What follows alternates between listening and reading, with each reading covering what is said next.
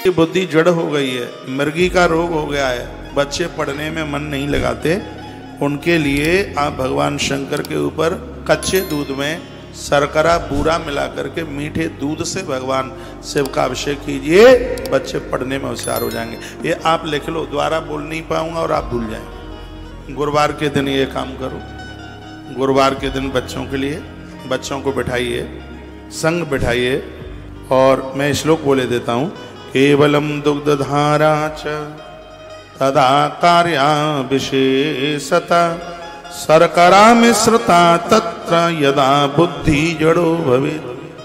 जिनकी बुद्धि बिल्कुल काम नहीं करती है पढ़ने लिखने में, उनकी बुद्धि मजबूत हो जाएगी, वो होशियार हो जाएंगे, पढ़ने लिखने में पारंगत हो जाएंगे। मैंने बहुत मीठे दूध के द्वारा भगवान का अभिषेक किया, इसलिए मेरी बुद्धि खूब काम करती है।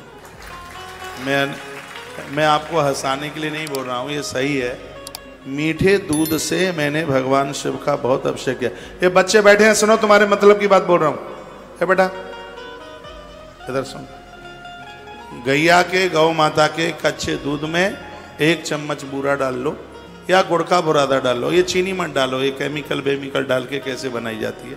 तो बूरा डालिए, शर्करा, वो पीली आती है कलर की। यूपी के लोग यहाँ बैठे होंगे तो आप बूरा तो जानते ही होंगे, घी और बूरा बड़ा आनंद देता है खाने में। तो बूरा डालिए आप उसमें और उससे मीठे दूध के द्वारा आप भगवान शिव का अभिषेक उन बच्चों से कराइए।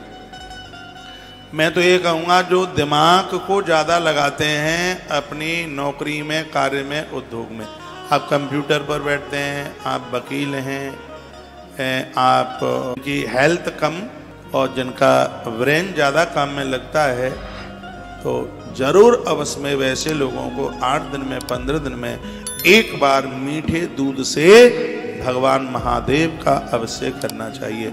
ये जिम्मेवारी माताओं की है, उनके पास उतना टाइम नहीं है, वो ऑफिस जाते हैं, गुरुवार के दिन ये करना है, तो आप पहले से पूरी तैयारी करके रखिए। उनको ऑफिस जाने से, दफ्तर जाने से पहले, बच्चों के स्कूल जाने से पहले, और आप ये पूरी थाली सजा करके, आजकल तो विज्ञान का युग है, मोबाइल में आप शिव महिम्न स्तोत्र, उसमें आप सर्च कीजिए, वो चला के रख दीजिए। कुछ भी नहीं आता, ओम नमः शिवाय, महामृत्युंजय मंत्र। अभी मैं उज्जैन में एक बात बोल रहा था कि दुनिया की ऐसी कोई समस्या नहीं है जिसका समाधान महामृत्युंजय मंत्र में ना छिपा हो। सब समस्या उसमें छिपा। आप कहाँ जन्म पत्रियां ले लेके वहाँ 10-10, 11-11 हज़ार रुपया हाल दे के आ जाते हैं। यहाँ मेरी बात फ्री में नहीं सुन पा रहे हैं आप, आपसे 1 रुपया भी नहीं लिया जा रहा है, और शीघ्र बातें प्रमाणित हो रही हैं। आप महीने में 2-4 बार ही तो करके देख लीजिए, कितना बदलाव आता है। इतना बड़ा काम है, दिमाग इतना काम करेगा। वर्णन किया गया है, शर्करा मिश्रता तत्र यदा बुद्धि जड़ो भवे। जहां बुद्धि बिल्कुल जड़ हो गई है, पत्थर हो गई है, काम करती ही नहीं है, बुद्धि के ताले खुल जाए। इतना बड़ा प्रभाव है इसका। केवलम दुग्धधाराम च तदा कार्या विशेषता शर्करा मिश्रता तत्र यदा बुद्धि जड़ो भवेत्। फिर क्या लिखा, तस् संजायते जीव सदृशी बुद्धि शतमा। गुरुदेव बृहस्पति की तरह बुद्धिमान हो जाएंगे। उन बच्चों के लिए जरूर कीजिए, बेटी बेटे के लिए जो अभी पढ़ाई में लगे हैं।